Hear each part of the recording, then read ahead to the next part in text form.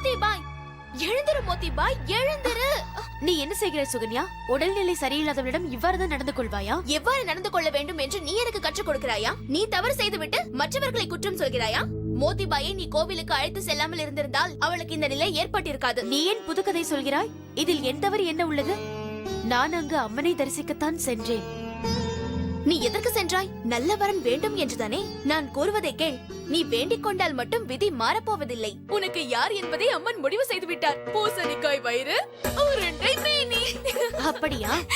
நானும் சென்று அம்மாவிடம் கூறுகிறேன். அன்று நீதான் என் ஆடையை கிழித்தாய் என்று. அதன் பிறகு உனக்கு முருங்கைக்காய் போன்ற தோற்றமுள்ள ஆளை கட்டி வைத்து விடுவார்கள். எனக்கு கோபம் வந்து முருங்கைக்காய், பூசணிக்காய், மாப்பிள்ளை. வா, அம்மாவிடமே சென்று கேட்டு விடுவோம். எனக்கு பசிக்கிறது. அப்படியே மோதி, என்ன வேண்டும் உனக்கு? முருங்கைக்காய் பொரியல், பூசணி பருப்பு, இவை போதும்.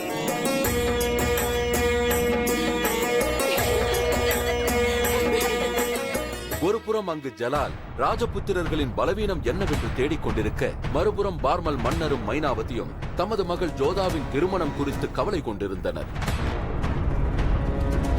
ஜலால் காதல் பலவீனமானவர்களின் பொழுதுபோக்கு என்று கூறிக்கொண்டிருக்க, அங்கு ஜோதாவோ தனது பெற்றோர்களின் கவலையை புரிந்து கொள்ளாமல் இருக்கிறார்.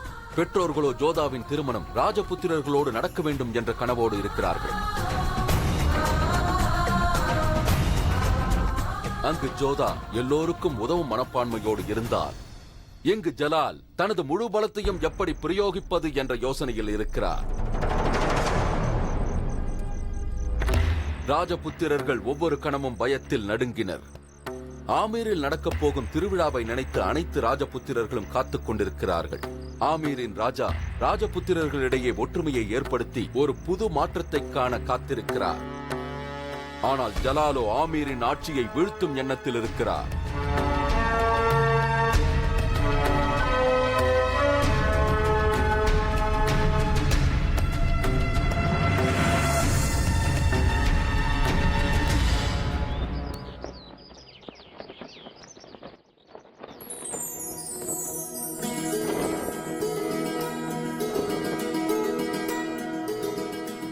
ராஜகுமாரி அவர்களுக்கு வணக்கம். என்ன விஷயம் சொல். ராஜகுமாரி சுகன்யாவும் ராஜகுமாரி சிவானியும் தங்களை அழைக்கிறார்கள். அவர்கள் பிரகாசத்தையும் கம்பீரத்தையும் பார்க்க விரும்பினால் வாருங்கள் என்று கூறினார்கள். பிரகாசமா? ராஜபுத்திர அரசர்கள் தங்கள் இளவரசர்களோடு இப்பொழுது வந்து கொண்டிருக்கிறார்களாம். அதற்காக தான் வர சொன்னார்கள். சரி, நீ செல். அந்த இளவரசர்களை நான் பிறகு பார்த்துக் கொள்கிறேன். முதலில் இந்த ராஜாக்களை பார்க்கிறேன். எனது ராஜாவை நீ கைது செய்ய முடியாது. ஏன் செய்ய முடியாது? இப்பொழுதே செய்து காட்டுகிறேன். அது மட்டுமின்றி உங்கள் ராஜாவை காப்பாற்ற எவரேனும் இருக்க வேண்டும் அல்லவா? ராஜா எப்போதுமே பாதுகாப்பாகவே இருப்பார். ஏனென்றால் அவரை சுற்றி எப்பொழுதும் நிறைய சிப்பாய்கள் இருப்பார்கள். சுஜாமல் அண்ணா, எந்த ராஜாக்களும் சிப்பாய்களை நம்பிக்கொண்டிருந்தால் ஜெயிக்க முடியாது. இதை வைத்து உங்கள் சிப்பாயின் கதையை முடித்து விட்டேன். எப்பொழுதும் ராஜாவை காப்பாற்றுவது அவரது மனைவியே.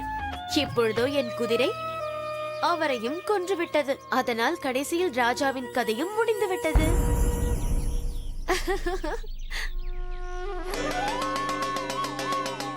பார்த்தீர்களா சுஜாமல் அண்ணா, இன்று ஆமீரில் ஒரு அதிசயம் நடந்துள்ளது.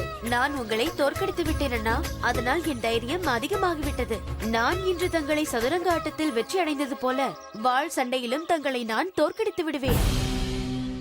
எவ்வாறு ஒரு உரையில் 2 கத்திகள் இருக்காதோ, அதே போல் ஒரு சமயத்தில் 2 சிந்தனைகள் இருக்காது.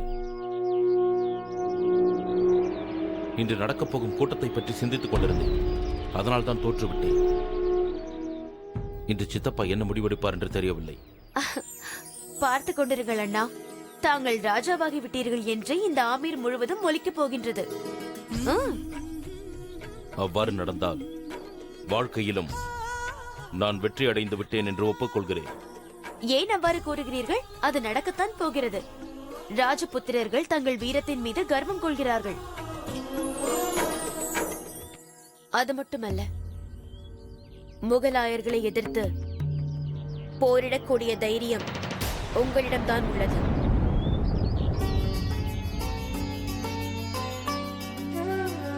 அது மட்டுமல்ல, இப்பொழுது நீயும் இந்த இடத்தை விட்டு போக வேண்டும். ஏன்? யாருக்கு தெரியும், ஒரு அழகான ராஜகுமாரன் கூட உன் முன்னே தோன்றலாம். அழகான ராஜகுமாரனை என் தங்கைக்கு வேண்டுமானால் பார்க்கலாம். எந்த ஒரு வீரன் ஜலாலுதீன் தலையை கொய்து கொண்டு வருகிறானோ அவனைத்தான் நான் மணந்து கொள்வேன். இளவரசர் ஜெகநாதர், இளவரசர் ஜெகநாதர். அவரை பார்த்தீர்களா அக்கா? எவ்வளவு அழகாக இருக்கிறார். திடமான உடல், கம்பீரமான தோற்றம். அவருடைய திலகத்தை பாருங்கள், கம்பீரமாக இருக்கிறது. சீ, அவர் கன்னத்தில் ஒரு கருப்பு வண்ண லட்டு இருக்கிறது. கருப்பு லட்டா? அவர் கன்னத்தில் இருக்கும் மச்சத்தை தான் கூறினேன். பார்ப்பதற்கு மைதானத்தில் குஸ்தி புரியும் பயில்வான் போல் இருக்கிறார். ராம் ராம் ராம், ஏன் இருவரும் இப்படி சிரிக்கிறீர்கள்? ராஜகுமாரர்களை பார்த்து விட்டீர்கள் அல்லவா? கீழே வாருங்கள். இவ்வளவு பெரிய விழாவை நான் பணியாட்களை நம்பி விட முடியாது. அனைவரும் வந்து விட்டார்கள்.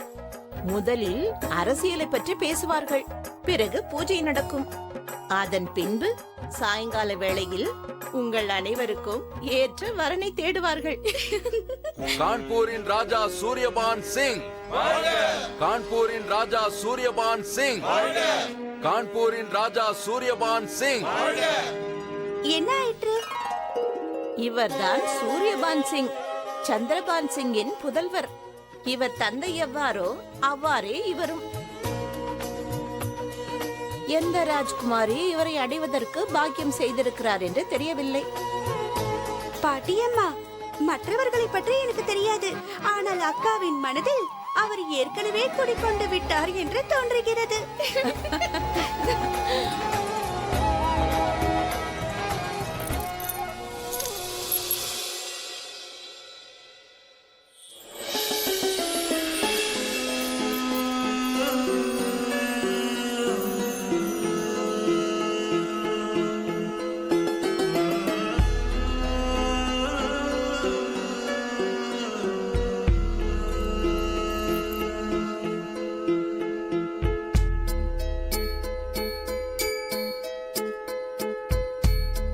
இதைத்தான் கூறுவார்கள், கண்டதும் காதல் என்று.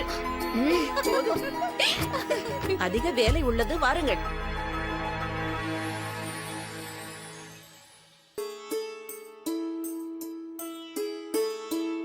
ஜோதா, நீ ஏன் இந்த உடைகளை உடுத்திக் கொண்டிருக்கிறாய்? ஏன் அம்மா, இந்த உடையில் என்ன குறை? வேறு புது உடைகள் எடுத்து வைத்திருக்கிறேன். இதோ பார், இந்த நகைகளையும் உடைகளையும் உடுத்திக்கொள். சீக்கிரம் தயாராகிவிடு. சபை எப்பொழுது வேண்டுமானாலும் தொடங்கிவிடும். ஆனால் அம்மா, இந்த உடை நன்றாகத்தானே உள்ளது. அது மட்டுமல்லாமல் அங்கு அரசியலை பற்றி பேசிக் கொண்டிருப்பார்கள்.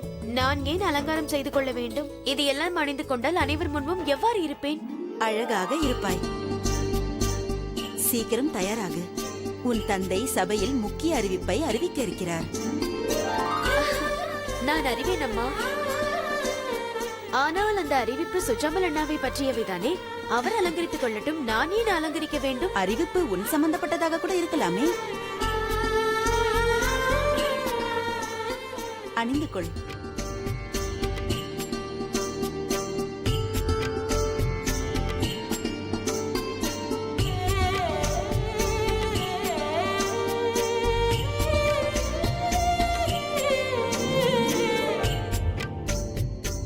அறிவிப்பா?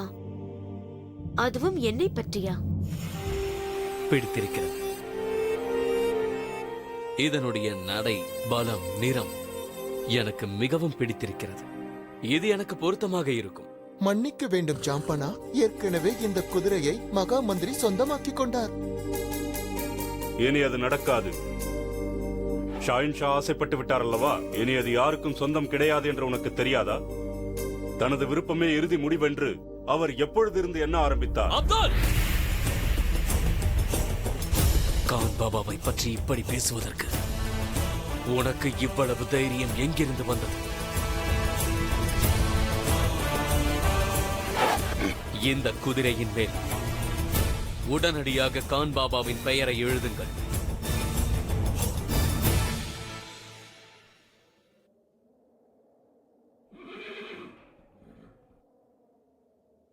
ஏன் குதிரையை விட்டுக் கொடுத்து விட்டீர்கள்? தாங்கள் விரும்பிய இந்த சிறு விஷயத்தை அடைய முடியவில்லை என்றால் ராஜ்யத்தின் நிலை என்ன ஆவது?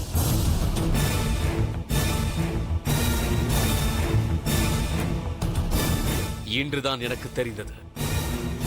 ஊனம் உன் உடலில் மட்டுமல்ல, உன் மனதிலும் என்று. இப்பொழுதே உன் தலையை துண்டாக்கி விடவா? பிறகு உன்னால் இப்படி யோசிக்கவும் முடியாது, பேசவும் முடியாது. தங்களது குருவால் அவ்வாறு செய்யாது ஜஹாம்பனா. என்னை போன்றவர்களின் ரத்தம் இதில் நிச்சயம் படாது.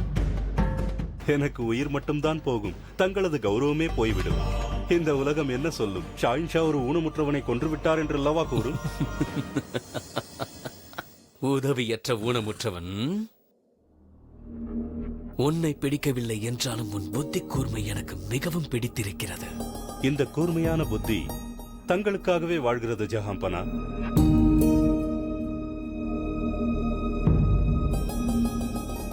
செல், சென்று அந்த குதிரையின் மீது மகாமந்திரியின் பெயரை எழுது. கம்பீரம் குதிரையின் மீது சவாரி செய்பவரை பொறுத்தே அமையும். எந்த குதிரையின் மீது ஷாயின்ஷா சவாரி செய்கிறாரோ அந்த குதிரையே சிறந்ததாகும். மற்றவை அனைத்தும்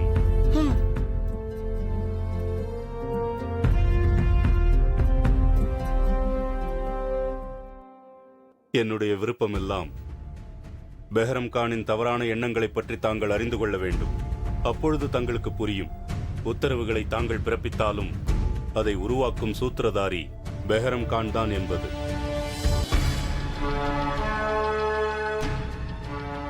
ஆமேரின் அரசர், நீதிக்கு தலைவணங்குபவர் ராஜா பார்மல் சபைக்கு விஜயம் செய்கிறார். இவ்வளவு குறுகிய காலத்தில் தாங்கள் அனைவரும் எமது அழைப்பை ஏற்று ஆமேரின் மலை திருவிழாவில் கலந்து கொள்ள வந்தமைக்காக மிக்க நன்றி. அனைவரும் வந்திருப்பது நான் செய்த பாக்கியம்.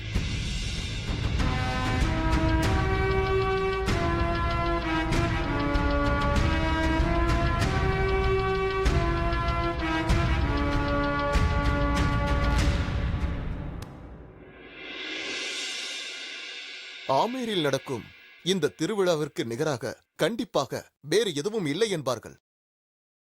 தாங்கள் கூறுவது சரிதான். ஆமேரில் காண வேண்டிய விஷயங்கள் நிறைய உள்ளன. இப்பொழுது அது அதிகரித்திருக்கிறது. அதற்கு காரணம் என்னவென்றால் ஒரு எதிரி உருவாகியுள்ளான். ஜலால். இதுதான் ஜலாலை பற்றி பேசுவதற்கான சரியான நேரம். அவசரமாக இருக்கலாம், ஆனால் இது சமயம் அல்ல. இதை பற்றி நாம் தனியாக பேசிக் கொள்ளலாம். இது ஒரு பொது மேடை. அவனுடைய ஒற்றர்கள் கூட இங்கு இருக்கலாம்.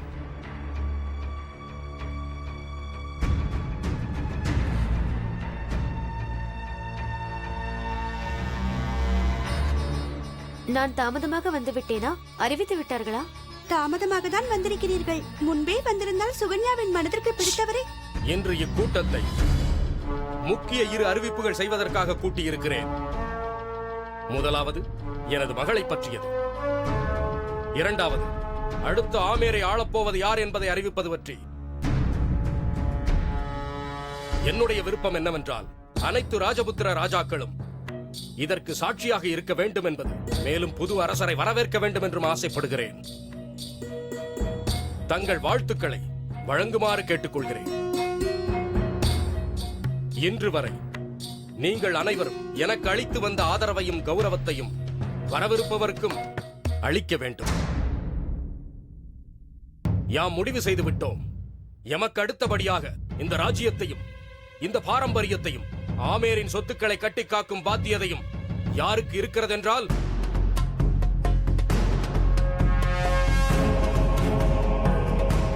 சிரஞ்சீவி. எமக்கு அடுத்தபடியாக இந்த ராஜ்யத்தையும் இந்த பாரம்பரியத்தையும் ஆமேரின் சொத்துக்களை கட்டி காக்கும் பாத்தியதையும் யாருக்கு இருக்கிறதென்றால்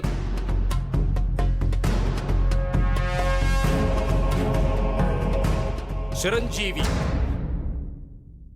பகவான் தாஸிற்கு. ராஜா பார்மல் சிங், ராஜா பகவான் தாஸ், ராஜா பார்மல் சிங், ராஜா பகவான் தாஸ்.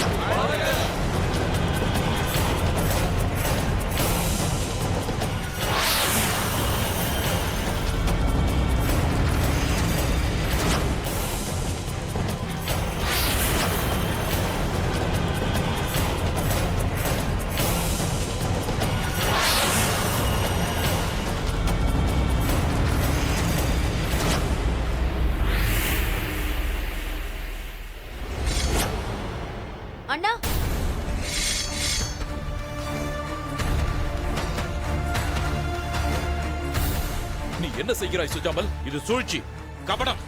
சற்று நாவை அடக்கு சுஜாமல். தைரியம் இருந்தால் உன்னுடைய வாளை எடுத்து எனக்கு பதில் சொல். உனக்கு இறக்கப்பட்டு கொடுத்த இந்த அரியணை எனக்கு சொந்தமானது.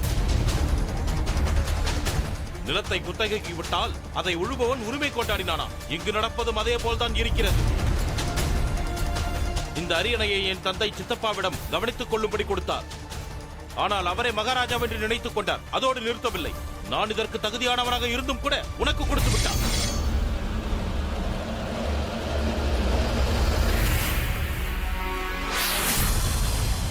இதைவிட பெரிய சூழ்ச்சி வேறு என்னவாக இருக்க முடியும்? இது என்ன சிறுபிள்ளைத்தனம்? முதலில் வாளை உரையில் எடு சுஜாமல். முடியாது சித்தப்பா. இனி இது உரையில் உறங்காது. வெகு காலமாக அநியாயங்களை பார்த்ததால் உரைக்கு திரும்பும் வாய்ப்பே இல்லை. வாய்ப்பு உனக்கும் வந்து சேரும். அதற்கு சற்று பொறுமை வேண்டும். அதற்கு நான் கையாளாகாதவன் அல்ல சித்தப்பா. நான் கோழை அல்ல. தற்போது இங்கிருந்து நான் செல்கிறேன். என் உரிமையை நிலைநாட்டவும் என் ராஜ்யத்தை பெறவும் நான் திரும்ப வருவேன். இதற்கு இடையூறு அளிப்பவர்களை வதம் செய்ய கூட நான் யோசிக்க மாட்டேன். ஆமீர் சுஜாமலுடையது. அதை நான் கைப்பற்றியே தீருவேன்.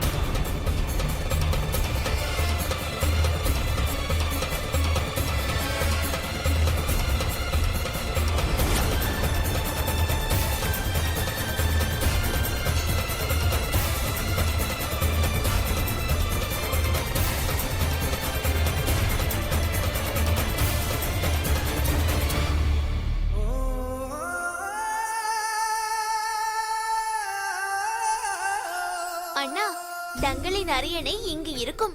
என்னால் முடியாது. நான் இங்கு அமர மாட்டேன். சரி, அப்படி என்றால் இங்கு அமருங்கள். நான் ராஜா வல்லவா, அதனால் இங்கு இல்லை, இங்குதான் அமர்வேன். ஆமீரின் ராஜா சுஜாமலுக்கு ஜெய்.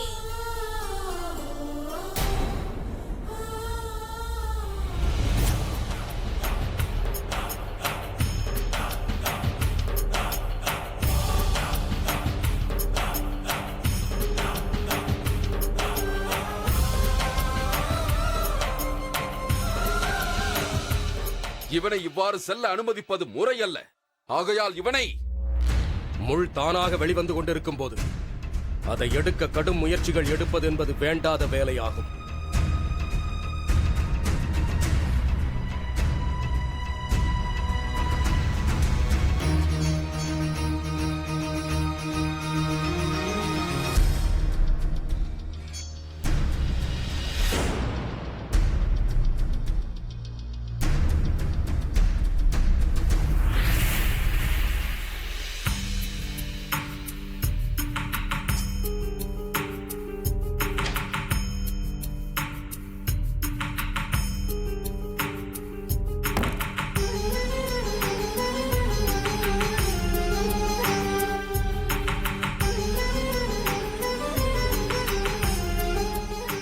தந்தையே, தங்கள் ஆமீரின் அரியணையை தங்கள் மகன் எப்பாடுபட்டாவது அடைந்தே தீருவான். அண்ணா, தாங்கள் வீட்டை விட்டு செல்வது நல்லதல்ல. நிச்சயம் ஏதாவது ஒரு வழி பிறந்தே தீரும் அண்ணா. எனக்கு ஒரு வழிதான் இருக்கிறது ஜோதா. நான் ஆமீரை விட்டு செல்ல வேண்டும். அண்ணா, நான் எப்பொழுதும் உங்களுக்கு துணையாக இருப்பேன். அது எனக்கு நன்றாக தெரியும் ஜோதா. இந்த ராஜ்யத்தில் நான் அனைத்தையும் விட உன்மேல் தான் அக்கறை கொள்கிறேன். அப்படி என்றால் செல்லாதீர்கள்.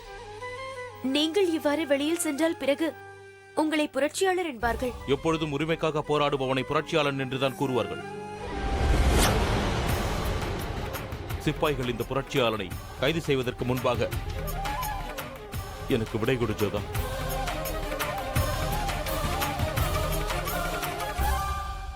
நான் வாக்களிக்கிறேன். உன்னை சந்திப்பதற்காக நான் ஆமீருக்கு நிச்சயம் வருவேன்.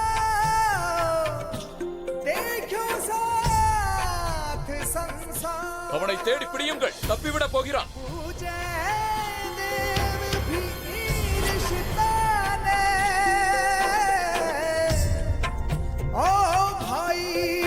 அவன் வெளியே சென்றிருக்கலாம். பாருங்க.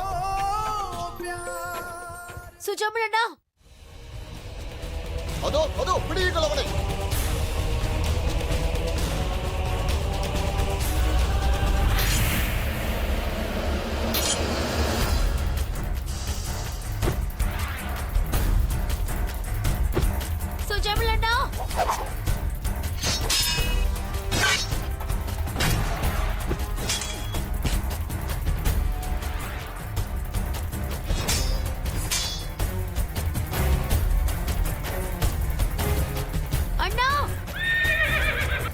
தப்பிக்க விடாதீர்கள்.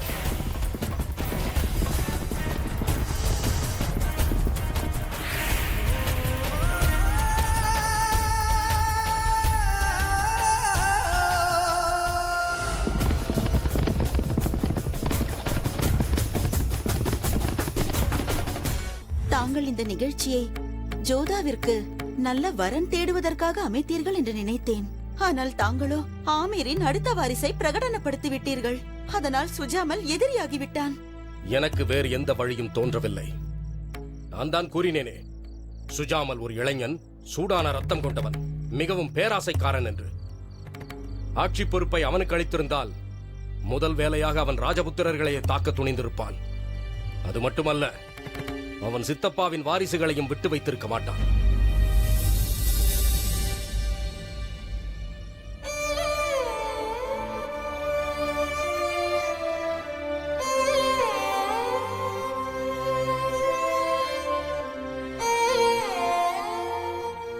அரசியல் எனக்கு கொஞ்சம் கூட தெரியாது அப்பா.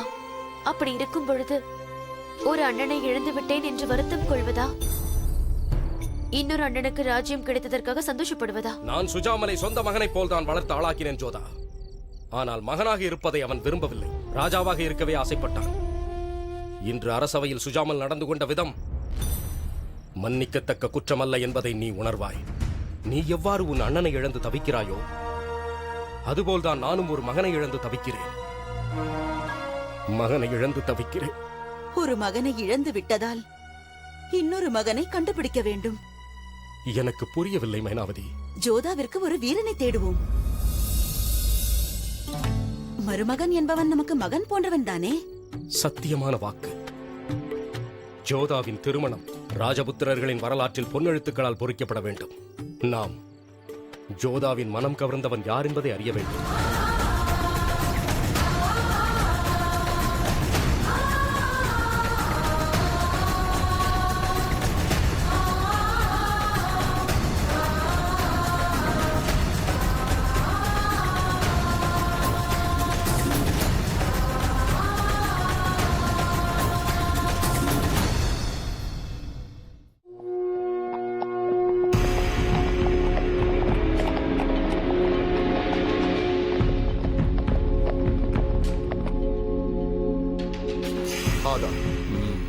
படைகள் தயாராக உள்ளன ஜாம்பனா. மலை திருவிழாவிற்காக ராஜபுத்திர அனைத்து அரசர்களும் ஆமீருக்கு வந்து குவிந்த வண்ணம் இருக்கிறார்கள் ஜாம்பனா.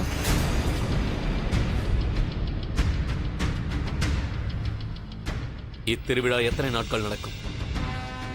இது 18 நாட்கள் நடக்கும் திருவிழா. சரி, அனைத்து ராஜபுத்திரர்களும் ஒன்று கூடிய பிறகு தாக்குவோம். எதிரி தனியாக இருக்கும்போது தாக்குவதுதான் உச்சிதம் என்று தாங்கள் தானே கூறுவீர்கள். அப்படி என்றால் ராஜநீதியை உன்னிடம் நான் கற்றுக்கொள்ள வேண்டுமா? என்னை மன்னித்து விடுங்கள் ஜாம்பனா. பலத்தால் எதிரிகளை வெல்ல நினைப்பது முட்டாள்களின் கூற்று. அங்கு அனைவரும் ஒன்று கூடட்டும். நமக்கு நேரம் மிச்சமாகும். ஒரே வீச்சில் அனைத்து ராஜபுத்திரர்களின் தலைகளையும் வெட்டிவிட்டால் பிறகு தலையும் இருக்காது, அவர்களது தலைக்கணமும் இருக்காது.